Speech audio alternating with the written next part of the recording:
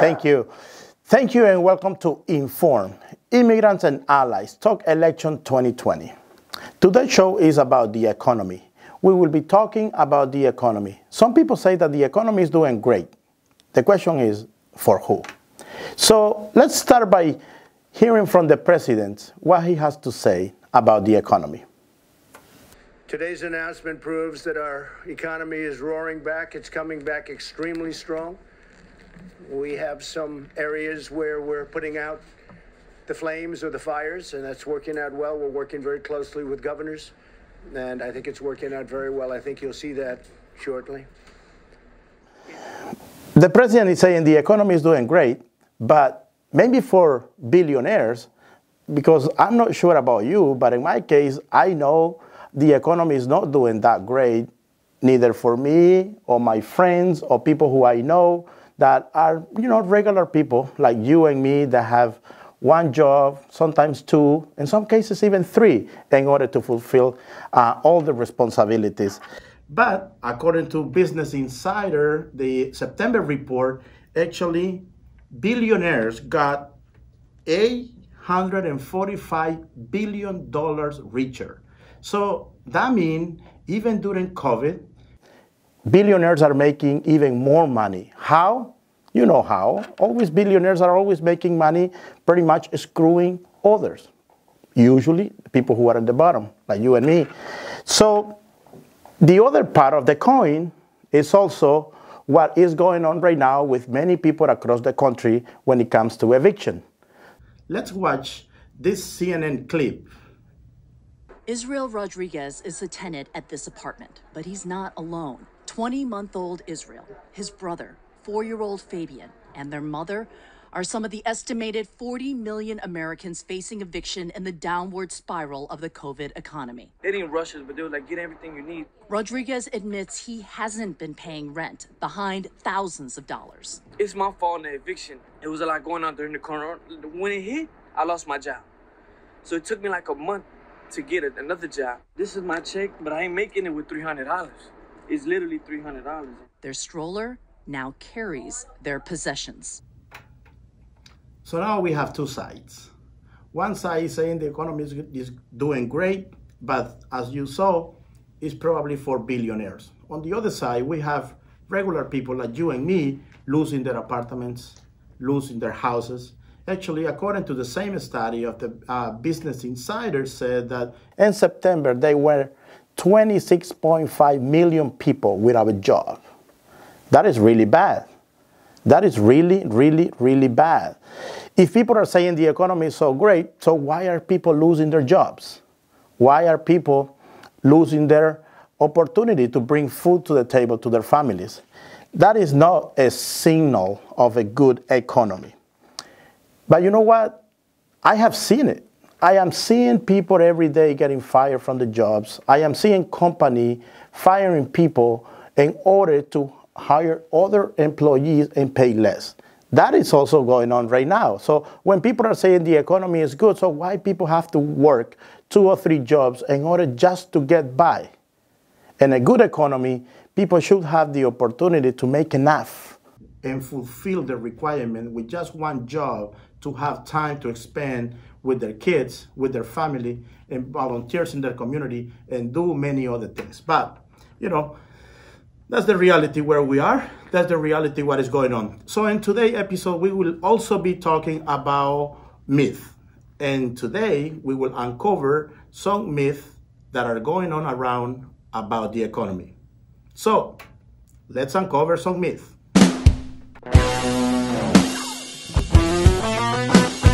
Hi, welcome back to Informed, or welcome if you are new. On today's episode of Informed, we're going to be talking about the economy. I'm not an economist, but I am a tax-paying citizen, and I know what it's like to be in crippling debt. I'm Miliana. And I'm Jose. I'm also not an economist, but I know how it feels when you don't have enough money to pay the bills at the end of the month, and I know how much credit cards company charge if you don't make the payment on time. So, welcome. I'm Roxana. Like the rest of the panelists, I am not an economist, but I do have student loans, and I also have a Best Buy credit card. I'm Jared, also not an economist, but I'm a teacher, and on a teacher's salary, I know that I pay more in taxes than Donald Trump. Right. That's encouraging. Yeah, right. We're going to start off with the misconception that the U.S. economy is doing well. Jared, if you could. Absolutely. So this is one that Trump touts all the time, right? He always is like, the economy is doing really well under me. I'm terrible with Trump impersonation, so don't copy me. Yeah, but he always is saying that the economy is doing well, and it is true. But the question then becomes, the economy is doing well for whom? For whom? Yeah, exactly. For whom? And for instance, right, the stock market. The stock market has been doing very well during the pandemic. But how many of you have a lot of money invested in the stock market? Zero. Crickets. I have zero. Exactly. So the people who are benefiting from the stock market doing well are the very wealthy in the United States, which is this pattern that we have repeating over and over and over in the US, that the people who are middle class or people of color don't benefit from the things that happen, but the wealthy do benefit. The wealthy and the white, right? They are the ones who benefit. So even if you do answer yes, like people who are in the middle class, even if you do answer yes and say, yeah, I have some money in the stock market, like we have some money in the stock market, but the amount of money, yeah, exactly, it's not much. So I can't benefit like in the way that Donald Trump benefits, or I can't benefit in the way that Jeff Bezos benefits from the stock market moving. So as of September, the numbers in the United States for employment were very, very, very, very bad, which means that it is a bad economy for the middle class. 26.5 million people were unemployed in the US in September. That is a huge number of people who might not be able to eat, who might not be able to pay their mortgage or their rent, who might not be able to have their kids, go to school, right? Like these are the problems that we're facing. Yeah, and like we are seeing, and I'm sure people who are watching this have seen people getting fired, companies reducing the salaries to employees that have been there for years. So there is a lot of stuff going on, and I am sure everyone is seeing. And then people complain, why these people are applying for unemployment? If there are no jobs, what will you do? And maybe one thing, actually undocumented workers don't qualify for unemployment. So just to make sure. Right. Yeah, I mean, it's very clear that, especially with these COVID relief bills, or however many they've passed by this point, small businesses, for instance, are suffering greatly and are expected to continue to suffer throughout the duration of this pandemic. Mm-hmm. And it's very unfortunate because this is a country that really it's meant to celebrate entrepreneurship and things like that, but when it comes time to support those smaller businesses and those entrepreneurs, we don't really support them unless they're big corporations like airlines or stuff like that, Mm-hmm. So. And to really kick the small businesses when they're down, the situation with the USPS. Yeah. There are so many small businesses, especially online small businesses, that rely on the USPS. Mm-hmm. Yeah. And so to have that taken out from underneath you, you really don't know where you stand anymore or what your future looks like, and you've made these plans, and now you don't know where anything is going to go, and you don't know who's helping you, frankly, yeah. Right. or where to even seek help from. And just with these bailout things, during the pandemic, billionaires have gotten $637 billion richer. Right? $637 billion richer. I can't understand that number. I can't understand $1 billion. Yeah, It is a lot of doll hairs. It is an incomprehensible, infuriating number, but please continue. Yeah. No, I was going to say that, and those are the things that we have to be careful. Because, for example, sometimes, some people in our community has been getting some money during the from the COVID relief package. And some people within ourselves has been complaining, why if I am going to work and you're making more money or you're receiving more money? But if people are making more money now than before, it's because they were making pretty much maybe even under minimum wage in some cases. And on the other side, that's exactly what billionaires would like to do. Right. To put us to fight within ourselves. But they don't say that, for example, airlines got like $70 billion from two 200 billions, so almost half just to the airlines companies. And then people don't say that, for example, if you have a company that employs more than 500 employees, you don't have to pay the 2 extra weeks if people get sick for COVID.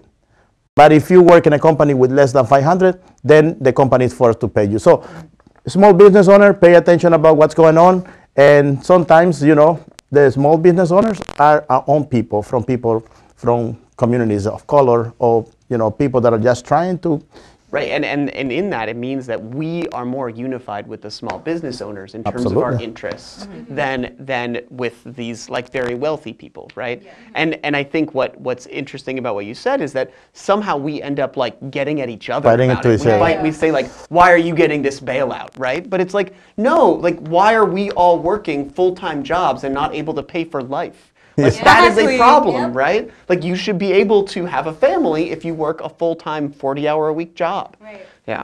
So for those that are fighting to each other, I will say, can you fight with somebody who's a millionaire? I don't know how many you know, but I don't know that many. So, you know. Yeah, exactly, yeah. Yeah, the 1%'s for the 1%, and the rest of us are kind of just left to fight each other. Yeah.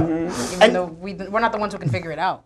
And this is really clear during the pandemic, but it's a problem that existed pre-pandemic as well. Yeah. So this is the other thing that Trump said during the debate was like, oh, well, you got to think about it from before the pandemic. But really, the problems that existed in terms of income inequality in the United States have been around for a long time.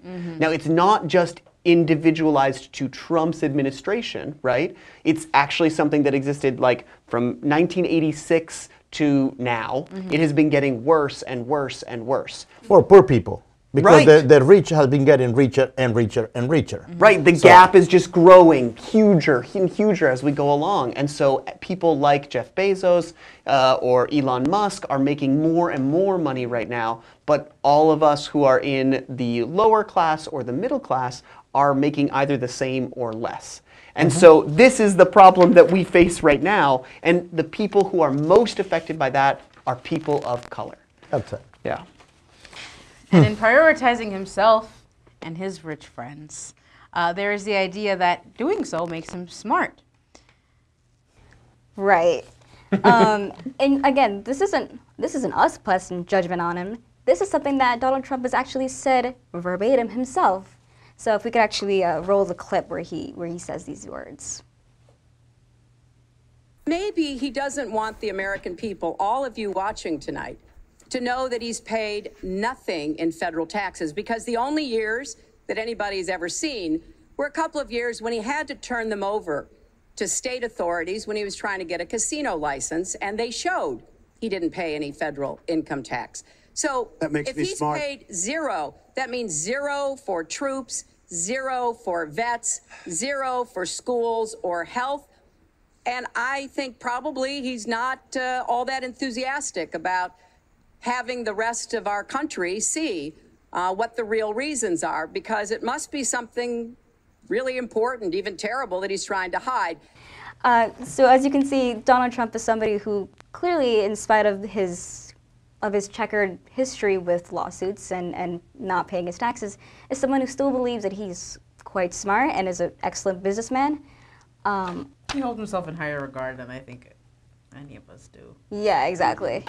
So as we all know, by the bombshell report that was dropped by the New York Times recently, that Trump hasn't been really paying his taxes recently. In fact, he's paid about $750 or so in his taxes, and he thinks that makes him quote unquote smart. There's a lot that I want to say about that. One of the things that I wanted to talk about, for instance, is how Trump has contributed so little to the economy in terms of his taxes versus one of the groups that he tends to berate and speak disrespectfully on the most, which is immigrants.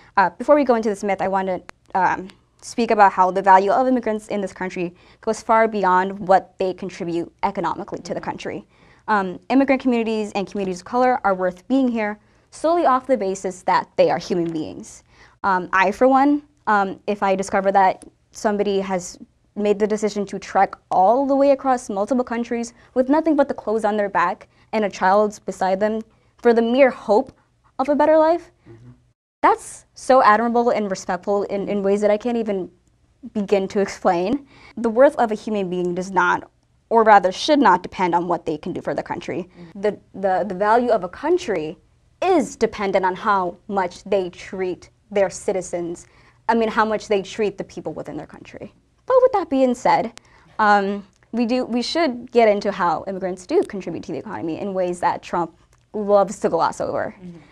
So again, going back to Donald Trump's tax returns, tax dollars are actually meant to help things like defense, Social Security, Medicare, things like that. Programs that are meant to help the American citizens or help American people when they are, down on their luck or things like education, and it's really meant to help improve the country. Right. So the fact that, undocumented immigrants, for instance, are paying taxes for programs that they might not even benefit from. Meanwhile, Trump is able to evade paying his taxes. And here is someone who loves to talk about how he's going to help the American people and do everything he can to help them, but he's not helping to contribute to those tax programs that are going to help set American people. Really speaks volumes as to what he places his values in and who he's willing to blame to distract from what he's not doing for the American people. I believe it's called hypocrisy. I believe so too. And what he's doing is pretty much, many people will say, yeah, but he employs many people. Yes, but one, he doesn't pay enough. The people are pretty much forced to go and apply for insurance and some other things because they are not able to pay or to get through the job that they should be getting. And then we start blaming the people. Why these people are applying to, health assistant, or why these people are not taking care of their kids. People have to work 2 or 3 jobs in order to make it. But here we have somebody who's, he usually say that he's a big rich person, but pretty much stealing the money from some other people. Right. And I think one of the things you were pointing out was just how big the gap is between what he paid and what immigrants paid, right? So immigrants paid how much in taxes? 23.6 billion worth of taxes in 2015. Which is the same year that Trump paid $750, yeah, basically, right? Yeah. Or zero? Something like that. Definitely not 23.6 billion though. Not even close. Yeah. It's so funny because he loves to mask it as, oh, I'm so smart because I was able to evade paying taxes. Which, it's not smart. It's illegal. It makes him smart, but it would make any one of us a criminal. Yeah, right. Exactly. It's conniving. It's sus. It's representative of all the racial and wealth inequality that is so prevalent in American society. Again, like Ileana was saying, if any of us so much as did one line wrong in our tax forms, immediate jail. Like prison immediate. Yeah, right. This is like Monopoly here. You just get the card, go to jail, go directly to jail. And Roxana, when the smart thing, I grew up in El Salvador. My parents were farmers and they were poor. They didn't have money. Right. But they always told me that if I see somebody, for example, walking and dropping a bill, if I saw who that person was, he said, you have to call that person and say, hey, you drop a bill. Don't let that person go away and then grab the bill. That's robbery and that's not good. Even my father, he never went to school. He was a poor person. He really needed money. But he always said, you have to be honest. Honesty needs to be first, because that way you can walk with your face up, and no one will say, oh, you're stealing from me. So, if we want to take the president as example for the whole United States, we need to keep him accountable with this thing. He's pretty much robbing from people. Yeah, the president, sets the precedent. And so if he deems robbery and fraud and cutting corners as okay, and not just okay, but smart and a good thing, then that allows for so many other people to do the exact same thing and rob other people of the resources and wealth that could be given to them, especially considering the labor that a lot of people put into their work. And it means that then the middle class has to carry even more for everyone else, right? I mean, it's like the lower middle class and the middle class has to end up paying the taxes for everyone across the board. And it ensures then that people can't continue to accrue wealth in such a way so as to contribute to their communities, so as to contribute to the society, and it especially then targets people of color, like you were saying, Roxana. Right.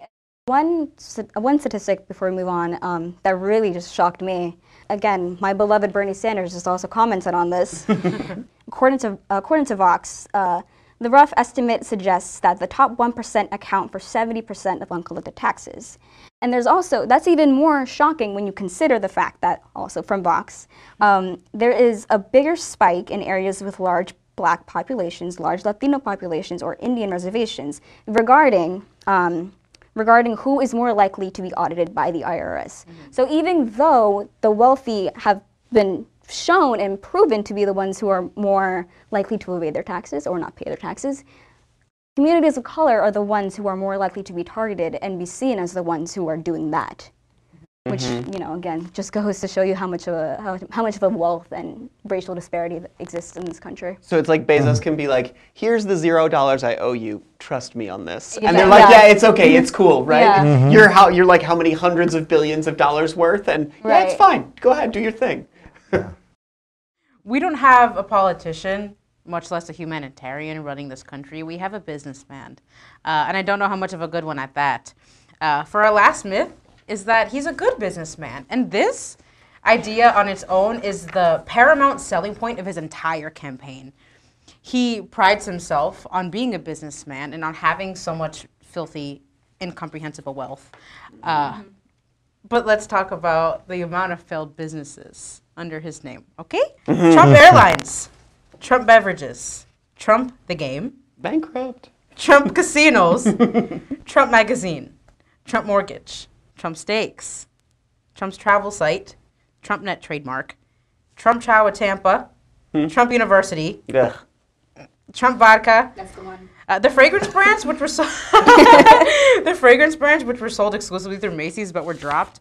Not necessarily a fail, but just funny to me. In a 2017 analysis made by USA Today, it was found that Trump is involved in over 3,500 lawsuits. Another way to say that number is 3,500 lawsuits. I mean, that's how he gets by, right? I mean, it sounds like, okay, how many was that? How many failed businesses, right? He like starts a business, it fails, people sue him, and he just litigates it to the end of time. So that then no one ever gets what it is that they deserve of things. Like we were talking about Trump University, right? That lots of students from Trump University are suing him, but he has such a huge legal team that he never is held accountable. Or it's like all these NDAs, right, that they say like, fine, we'll pay you, but shut up. Don't tell anybody that I'm a complete clown, Yeah. you know? And I don't know if smart is a word, but rather conniving or cunning, but in maybe the most selfish and awful way that there is. This pattern of being sued carries over to his presidency. That should terrify you. It terrifies me. According to The Hill, the Trump administration has been sued 103 times in the first 3 years of his presidency. In contrast to the Obama administration, which was sued 78 times in their entire 8 years. Wow.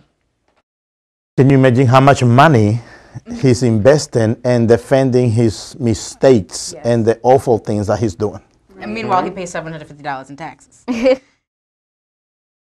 And then we don't know who, like, whenever he's paying for this litigation stuff, right? We don't even know who he owes that money to, that he's getting loans from, which is kind of what this like tax thing showed us too, is that he owes money to somebody, and we don't know who it is, but it's a lot of money, right? Yeah, frankly, we've seen that he, you know, money's not an object to him, but it is to us. And so when we see that he's spending this much money on lawsuits and things like that, we as American people should be pretty scared as to A, where he's getting the money, how he's going to pay out the money, and how far he's willing to go to keep it hush.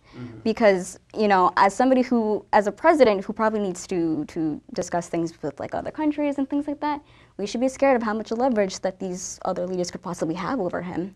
And if that doesn't terrify you, I mean, quite frankly, I don't know what. And something that we need to pay attention is sometimes, you know, we prize politicians for things that they are doing, or sometimes, in this case, he's expending money. But remember, politicians don't make the money. You and I pay taxes, and that's the money they are using to waste it. So we have to make sure a politician is investing the money in the right way. So not expanding it like this.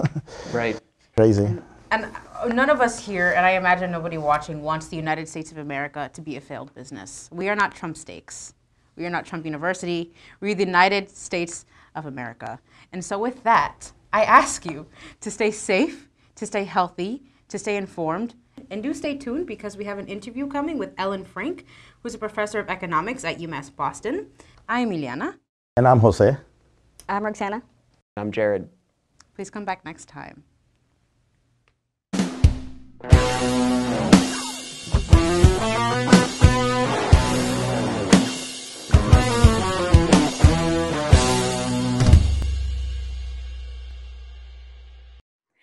Hello, this is Inform. I am Jocelyn. And I'm Marshall. Today we are joined by Ellen Frank, who is a lecturer of economics at UMass Boston. She was my professor and she made the topics of economics very interesting for me. Thank you so much for joining us today. Thank you. Thanks for asking me. So why don't we just start off with you introducing yourself and just telling us a little bit about your work? So I have some expertise in a lot of state and local government issues, and also my background in my own writing was always in what they call macroeconomics, which is like big picture, you know, growth rates and unemployment and wages and things like that. So yeah, so I'm sort of a all-around economist. So how do you think the economy is looking compared to 4 years ago at the end of Obama's term? Ooh, well, presidents don't have that much to do with the state of the economy. They kind of inherit economic situations that are much bigger than them and have to do with global trends and financial markets and all that kind of stuff. But what they do have a lot to do with is when the economy isn't doing well, they can really shift the direction of things, and they can really make it possible for people to survive well, or they can make it difficult for people. So I think that right now what we're seeing with Trump is that, and the administration and the Congress in general, is that we have this horrible situation, this COVID-19 situation that has caused massive dislocation and loss of jobs and loss of incomes. And so the question is the government going to do anything for people? And we can't even get a bill out of Congress to address people's economic needs. So that's where presidents and politicians come in. And you kind of touched on this a little bit, answering that last question, but what are your thoughts about Donald Trump's claim, you know, that he's a good businessman, and how do you think he applies that to his role as president? Well, I mean, Trump manages, you know, has these ongoing properties, these mostly hotels and things that are managed by the Trump Corporation. But I don't think he's much involved in the day-to-day management, or ever has been, of these operations. So real estate development is, you know, Trump. I remember Trump from years ago. Trump was sort of a self-promoter. He was always looking for acclaim and press and media coverage when he was in real estate development in New York, so that he could enhance his image and enhance his name when he tried to make deals for new properties. So can you tell us about the current unemployment rates, specifically for minority communities? Yeah. So the unemployment rate right now was about 9% unemployment. That's total. But the Bureau of Labor Statistics, which is this government organization that calculates these numbers every month, they break it down by different ethnic groups. They use Black, Hispanic, Asian, and white. Consistently, really, for years, for decades, if you look at the data, Black-white unemployment rate, it's about double. Blacks' unemployment is about double that of whites. And Hispanics are not quite double. The Hispanic unemployment rate is, so Hispanics are always higher than whites, but lower than Blacks. So, and one thing I really want to point out when I say that is when you try, so unemployment rates, African Americans in this country face, so many economic disadvantages, and the high unemployment rates are really the biggest hurdle they face is just finding a job, and if you can't find a job, then the question of even finding a good job becomes that much more difficult. Just to get a job is a challenge. And it's really important to recognize that unemployment means, to be unemployed means that you're not working and you are actively looking for a job. If you're not actively looking for a job, you're not considered unemployed. So when we say that 14% of African Americans are unemployed, these are people who are going around knocking on doors and filling out applications and trying to get a job, who can't get one. 14%, that's 1 in 7. So what do you think the economy might look like after the election? The question with the election, to me, is not what the economy is going to do, because that you can't predict. There's so many variables and we don't know what's going to happen. Mm-hmm. But what the response of the political system is going to be to the economy. And we can see right now how people think about this. We have on the one hand, members of the House of Representatives saying we need to spend $3 trillion giving people, unemployment benefits, giving people, these relief checks, giving state and local governments. That's so important. I happen to be really into state and local government economics. You have no idea how important that is. The states and local governments are losing money like crazy. They're not getting income tax revenues because people have lost their jobs. They're not getting sales tax revenues because people aren't going out to eat and buying things. Their revenues have just plummeted. Yeah. And they have to balance their budgets. They don't get to run a deficit. So if they don't have money coming in, they've got to cut their spending. And who is that?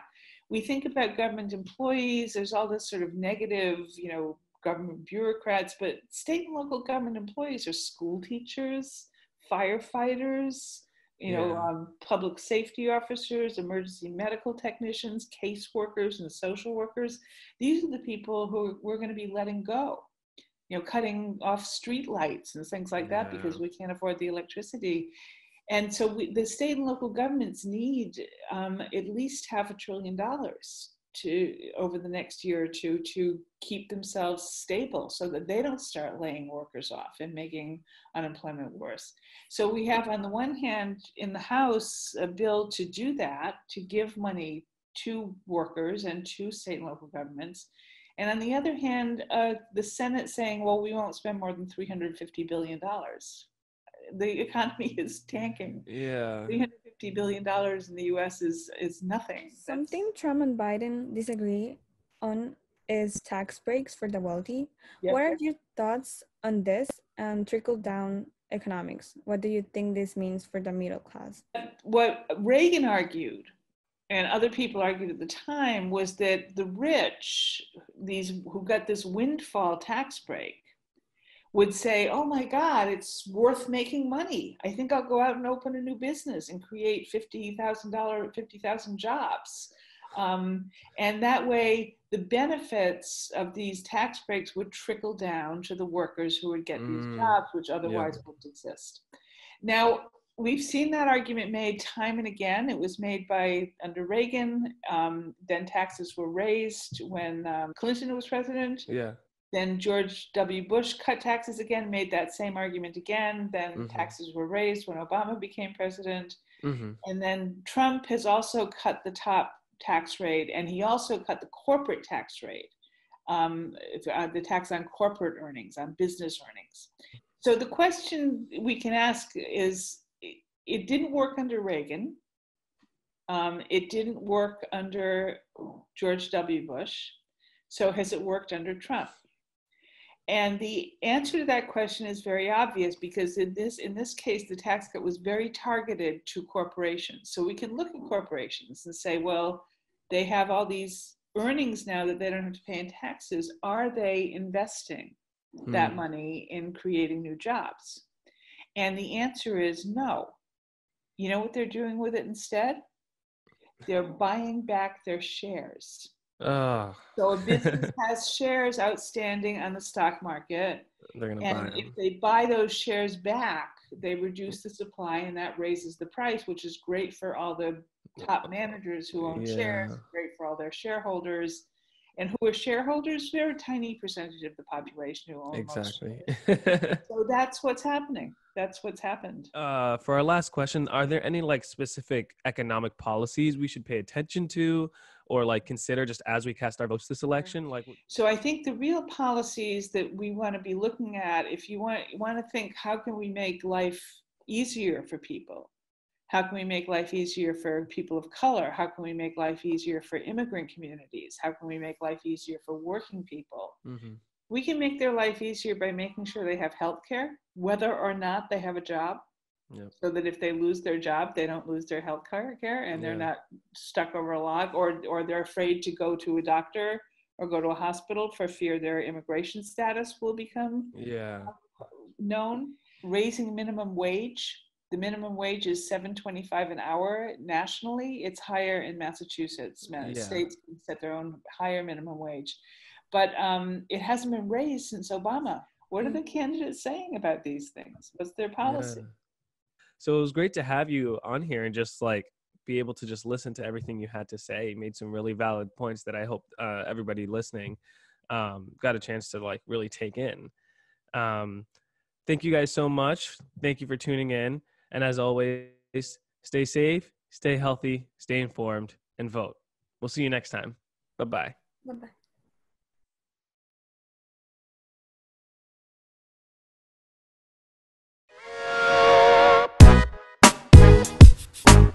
The wrap-up.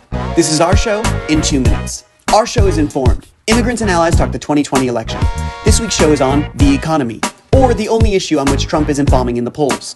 This leads the ever-humble wannabe dictator-in-chief to tout the economy as his strong suit, claiming that our economy is the best it's ever been. We use this episode to uncover this myth and others. Trump points to the stock market and its consistent rise as proof that he is doing a good job. Steve Mnuchin, Jeff Bezos, and Elon Musk agree. It's going great for them. In fact, according to Business Insider, during the pandemic, billionaires have become more than $600 billion richer. They're all here for your intervention, and they're just concerned. What's wrong with you? So what if you're unemployed and the unemployment rate is the highest it's been in a generation? So what if those people who are employed are working 40 hours a week and still can't pay rent? And so what if the gap between the rich and the poor has grown into a Marianas Trench? You still should be happy. Because Trump and the Senate have given big tax cuts to the wealthy and to corporations, deregulated how vast sums of money can be used and moved, and provided bailouts, mostly to large corporations, some of which turned around and fired their employees. For rich people, it's now like our country is the broken ticket machine at Chuck E. Cheese. They can't pick out their chintzy prizes fast enough. But the wealthy treat these favors and advantages like they deserve them. They skirt their communal responsibilities, exploit workers, and say they are smart for having done it, like Trump and his taxes. But Trump isn't smart. He's manipulative and abusive of his power, and he's enabling others to be manipulative too. Manipulative of you. This is why they have to be stopped. So yes, in a way, the economy is working, but we must ask, for whom? It's not working for me. It's not working for you. It's working for Trump and the uber rich. Let's make it work for the working class by voting against Trump this election. So, stay safe, stay healthy, stay informed, and vote. See you next time.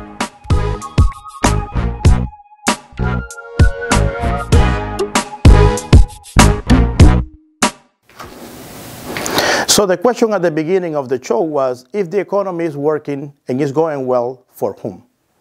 So we hope we have provided you information to make sure you are understanding the economy is working for whom, because at least it's not working for me. I don't know about you.